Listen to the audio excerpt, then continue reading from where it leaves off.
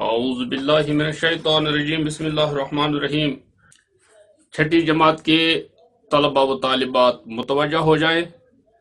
ہمیں آج اپنی کتاب بہارستان اردو میں سے ایک سبق جو کہ جگنو کے نام سے لکھا گیا ہے، یہ سبق ہمیں آج پڑھنا ہے۔ اس سبق کو ایک شاعر، مشہور شاعر سکندر علی وجد صاحب نے تحریر کیا ہے۔ اس سبق کو انہوں نے چونکہ نظم کی صورت میں لکھا ہے، ہم اس کا عنوان سمجھنے کی کوشش کریں گے۔ شاعر فرماتے ہیں کہ برسات کی ایک رات تھی، برسات کا موسم تھا، میں نیند میں پڑا ہوا تھا، اچانک میری نیند اچڑ گئی۔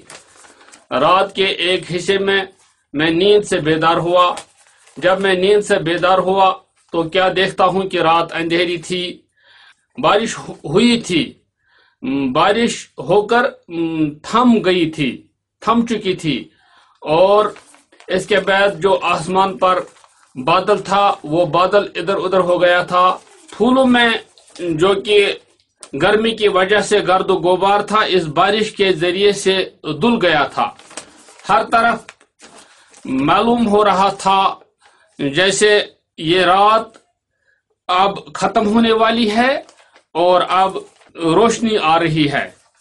اسی رات میں نے دیکھا، اسی وقت میں کیا دیکھتا ہوں کہ ایک قسم کے کیڑے جن کو اللہ تعالیٰ نے اپنے نور سے نوازا ہے، ان کیڑوں کو جگنو کے نام سے جانا جاتا ہے، ان کی بارش ہونے لگی۔ ان کی بارش کی وجہ سے، ان کی روشنی کی وجہ سے ہر ایک چیز چمک رہی تھی۔ پھولوں میں سے ایک قسم کا پھول جس کو چنبیلی کے نام سے جانا جاتا ہے، چنبیلی ایک سفید قسم کا پھول ہے، اس پھول کا گچھا چمک رہا تھا۔ ان جگنوں کی وجہ سے ہر طرف روشنی ہی روشنی دکھائی دے رہی تھی۔